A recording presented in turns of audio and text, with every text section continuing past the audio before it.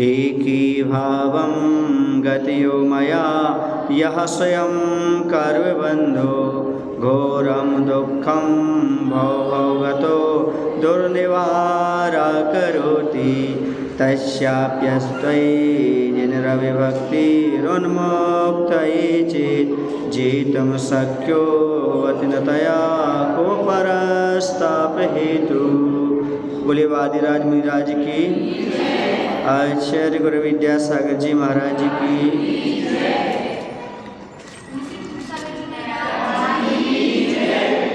काव्य नंबर 9। पाषाणात्मा तदितरसमः केवलं रत्नमूर्तिर्। मूर्ति नहीं, मूर्तिर्। मानस्तंभो भवति च परस् तादृशो रत्नवर्गः दृष्टिप्राप्तो हरति स कथं मानरोगं नराणां प्रत्यासत्तिर यदि न भवतस् तस्य तच्छक्ति हेतुः। पाषाणात्मा तदितरसमा केवलं रत्नमूर्तिर्।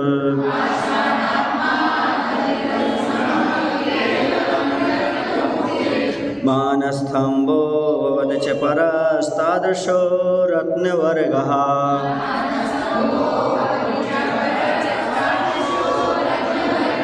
दृष्टिप्राप्तो हरति स कथं मानरोगं नराणां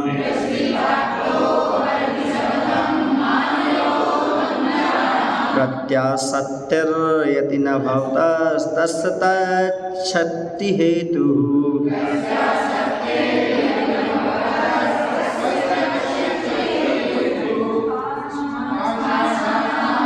पढ़ो पाषाणात्मा, पाषाणात्मा पढ़ो।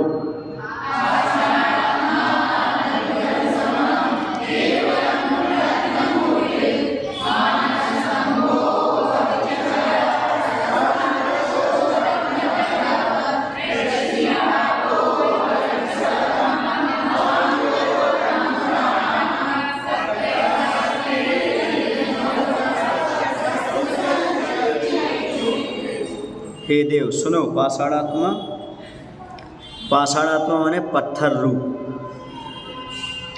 मानस्तंभा, मानस्तंभ तदितर समः, तद इतर समः। तद माने वह, इतर माने अन्य, समा माने समान। अन्य पत्थर के खंभे समान ही है। क्या? पत्थर रूप जो मानस्तंभ है ना, भगवान के समोषण से जो मानस्तंभ रहता ना, वह पत्थर रूप ही तो है। केवल केवल अवसर पर रत्न मूर्ति, रत्नमयी है।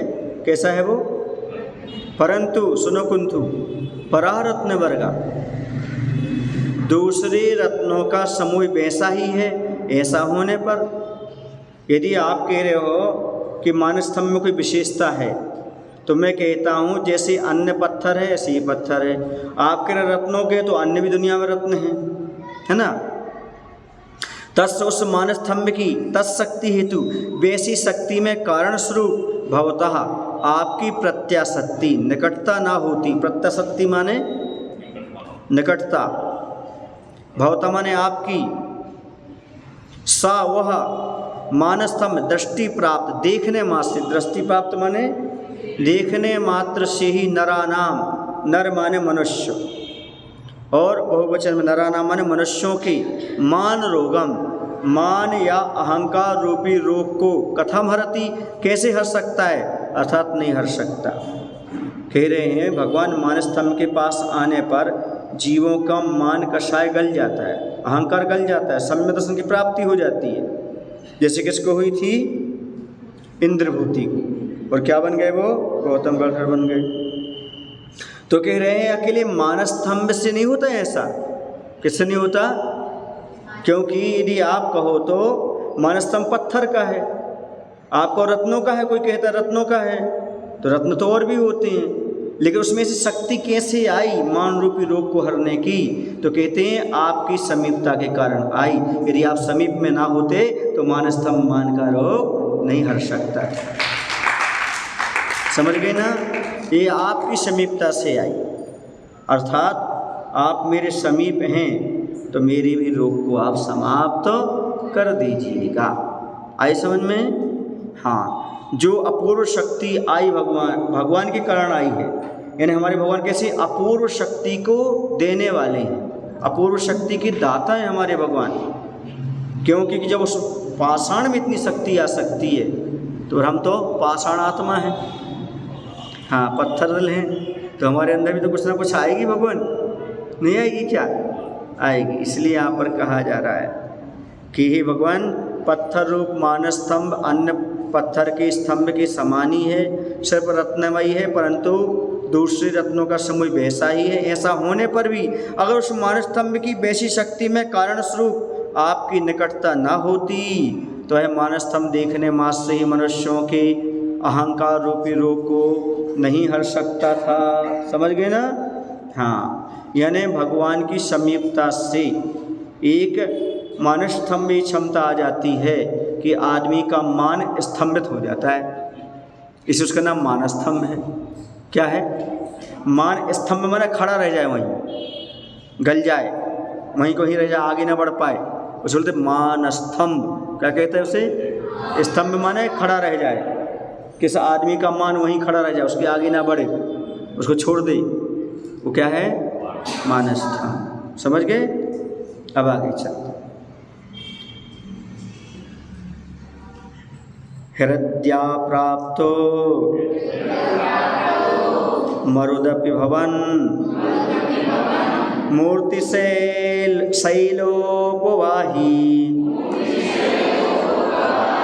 सद्या पुंसां निर्वधिरुजा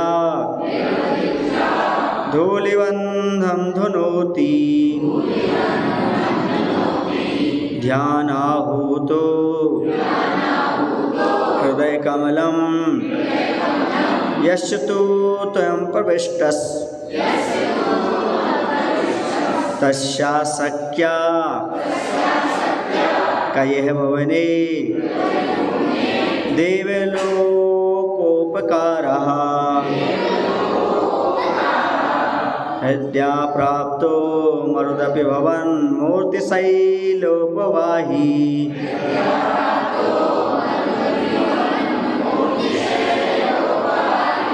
से नहीं लिखा, शैलोपवाही।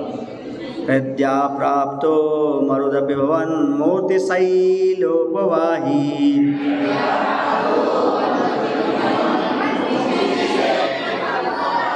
सद्या पुंसां निर्वधिरुजा धूलिबन्धं धुनोति।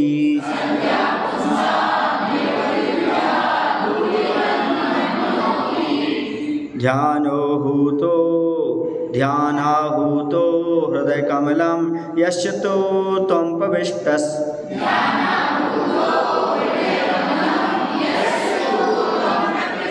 तस्याशक्या कयः भवने देवलोकोपकारः।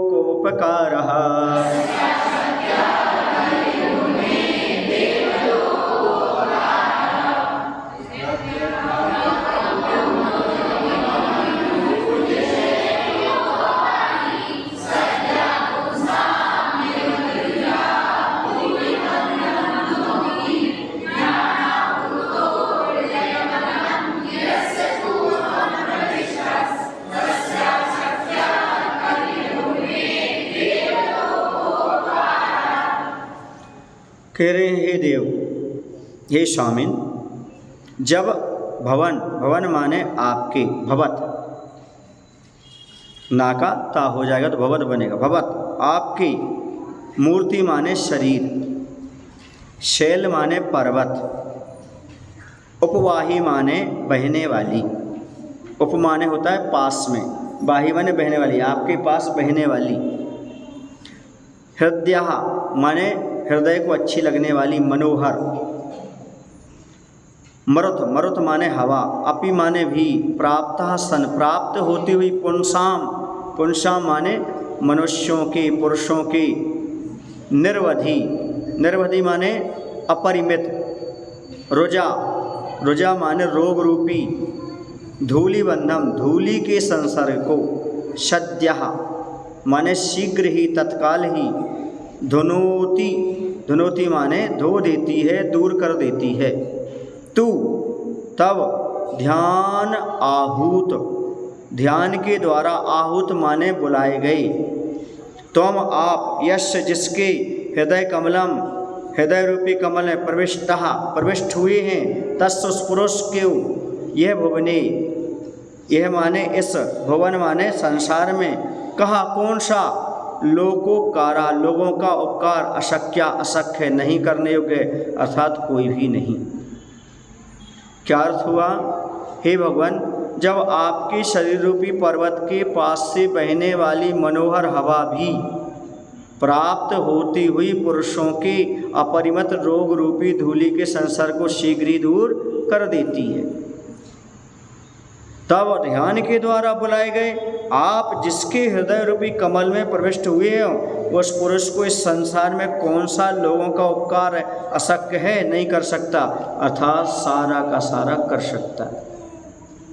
अर्थ क्या हुआ कि जो रिद्धियाँ प्राप्त हो जाती हैं भगवान को, मुनियों को, तो ऐसी रिद्धि होती है भगवान महाराजों के पास, भगवान के पास, कि उनके शरीर से स्पर्श हुई जो हवा है वह बहुत सारे लोगों के रोग को क्या कर देती है, दूर कर देती है। जब इतनी शक्ति है आपके शरीर से स्पर्श होने वाली हवा भर मात्र, तो हे भगवान, जब हमने ध्यान के द्वारा आपको, जिस व्यक्ति ने ध्यान के द्वारा आपको कहाँ बैठा लिया हो, अपने हृदय कमल में, बताओ है क्या नहीं कर सकता। अब तो उसके पास भी क्षमता आ जाएगी, वो भी दूसरों का उपकार कर सकता है। क्या कर सकता है? लोकोपकारा, लोगों का। सुन रहे आप लोग कि नहीं? इसलिए तो मुनिराज जो होते हैं उनके हृदय भगवान विराजमान रहते हैं, उनके माध्यम से बहुत से लोगों का कल्याण हो जाता है, रोग शोक दूर हो जाता है, क्योंकि उनके हृदय कमल में कौन विराजमान है। ऐसा कोई काम नहीं है जो ना हो सके। आज से जिस काम को सोच लेते हैं वो हो ही जाता है, समझ गए ना? क्यों? मुनि ने जो सोच लिया वो काम होता है। क्यों होता है? क्योंकि उन्होंने अपने हृदय में किसको विराजमान किया है? जो भगवान को अपने हृदय विराजमान कर लेते हैं। ऐसा संसार में कोई लोकोपकार का काम नहीं है जो मुनिराज नहीं कर सकते, अर्थात उनके द्वारा सब काम हो सकते हैं। समझ गए? धोखा आप हो गए। जो सबके उपकार करने की शक्ति कैसे आई? भगवान को हृदय में बिठा लेने से आई। इसी तो कहते हैं मुनिराज के जाप का बड़ा प्रभाव है। मुनि महाराज के जाप में दो प्रभाव है, एक तो मंत्र की शुद्धि है, दूसरी मन की विशुद्धि है। और जहाँ पर मंत्र की शुद्धि है, मन की विशुद्धि है, वहीं शादी रिद्धि सिद्धि समृद्धि है। महादेव जय। आज श्री विद्यासागर जी महाराज जी की